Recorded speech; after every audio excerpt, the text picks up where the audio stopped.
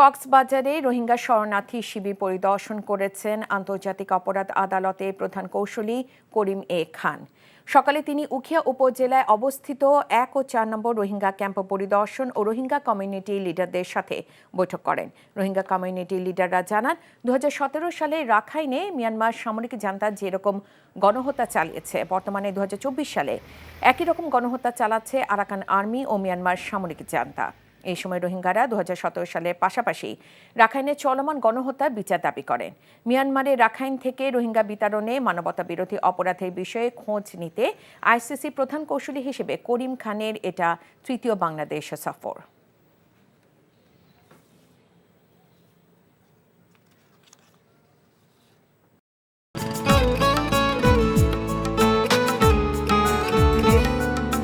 আপনার নামটা? নীলা। রাহুল। রবি, এই মেয়েটারে তোর ভাবি সবাই কেমন লাগবে? আপনাকে না বলছে আমাকে ফলো না করতে? ফলো কেন করতেছিলেন? আপনাকে দেখতে ইচ্ছে করে আমার, আপনার সাথে কথা বলতে ইচ্ছে করে। আমি কি করবো ঠিক বুঝতে পারছি না। ওরে বাবা, ওই মেয়ে, অথচ তারে তুমি চিনো না? হ্যাঁ, কি মায়ায় তাকাও তুমি, একটু দেখে চোখের খেয়াল, তোমায় দেখার তৃষ্ণা ভীষণ।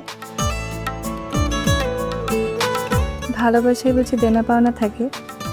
অবশ্যই থাকি, ভালোবাসা সবকিছু থাকে।